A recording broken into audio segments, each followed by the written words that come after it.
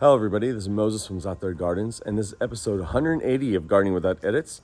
I'm going to do a quick update on the mango. I had a lot of questions on my mangoes throughout the years.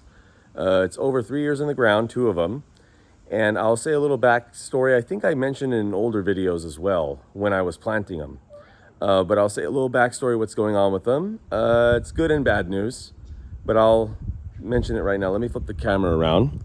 There's Lulu. Talina's over there in the corner playing in a huge water puddle because we got a lot of rain. And that's part of the reason why the mangoes don't look so good. One of them, I'm confirming, is dead. So the Glen mango, the one that's grafted, the graft's right there, that's gone. The Manila, the seedling mango, which is, you can see how much more growth it got, even at the base. Look how big the base is compared to the Glen, is still green all the way up, and there's still a few green leaves. Let me premise this of maybe some of you are like, oh man, you know, because the Glen is a very good mango. It's like ice cream. There's no fiber in the flesh of the Glen mango. But when I bought these plants, so I'll go back, and I mentioned it when I planted them as well.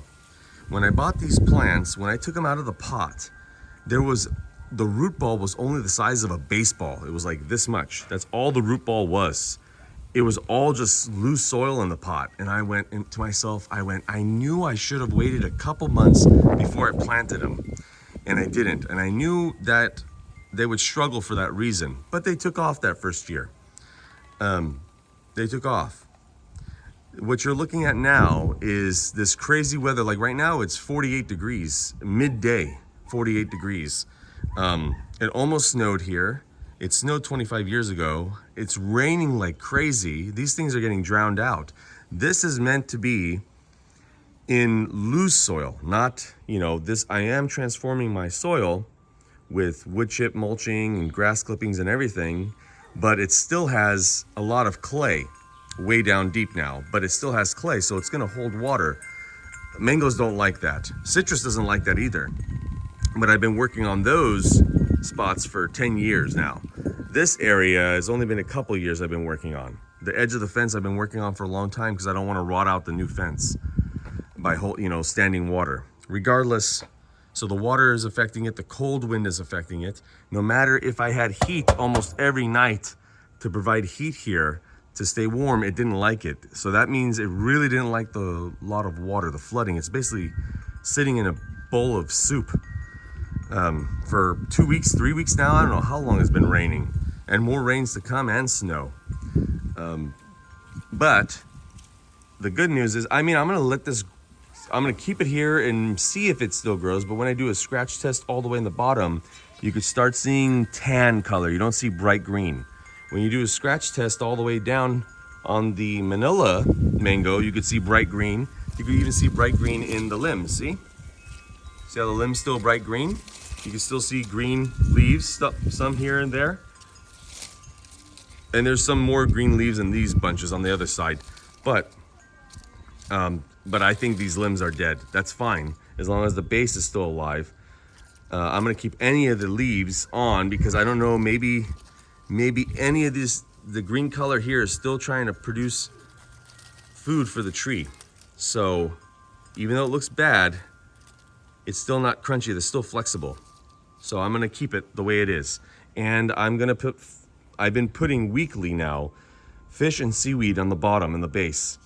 And in all honesty, after I did that, this started greening up a little bit more. Because this used to wrinkle.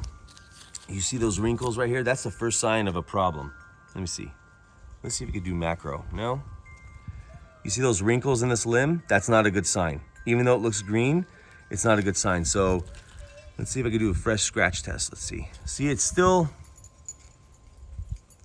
greenish, but I don't know. We're gonna keep it and we're gonna see how it goes. I mean, why pull it out until I find out? It pushes growth when it gets above 78 degrees consistently. So that should already be happening like in about a week or two. I don't think so. Like I said, it's barely 50 degrees midday, and we're almost in the middle of March. So it just didn't like it. You know, this has been here 3 years, so it's proof of concept. You can do it, but this needs like, I almost said Pacific, specific soil for it. So I may change, if this survives, or if both of them survive, hopefully, I'm gonna be digging up some soil and putting some more grit to let it drain more. Just mixing it in a little bit, like a few inches in the ground.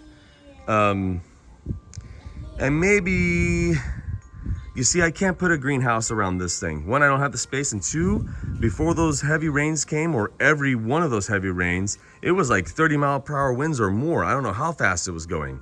It was nuts, but yet the flowers still stayed on. Well, these weren't up. Oh, jeez, got hit in the face. These were still, had flowers on them, even though the wind was going crazy. It was incredible. All right, everybody, well, that's an update on the mangoes. Now, cherimoya is just loving it. That's exactly what the cherimoya is supposed to look like. The cherimoya, they say, doesn't like the cold, but it likes to see the snow in the mountains. So that's where we are. We are cold in this area, but around us, the mountains have a lot of snow. That's a perfect condition for this cherimoya. And the cherimoya is producing growth, as you can see. See right there? The new leaves. So it's gonna do just fine. I actually get worried when I see, when it's all full of leaves, but when it hit 29 degrees, all the leaves dropped off almost. The avocado's doing fine. Moringa, scratch test on the base, they're doing fine. This is common for the moringa. Moringas love it here, they just don't like the cold weather, but they'll come back up. Pineapple guava is easy. If you want to really grow a kind of a tropical plant in a way, grow pineapple guava. It's tough. What the heck? Oh my word. That's a brand new sweater, Talene. All right, everybody. Happy gardening. Bye.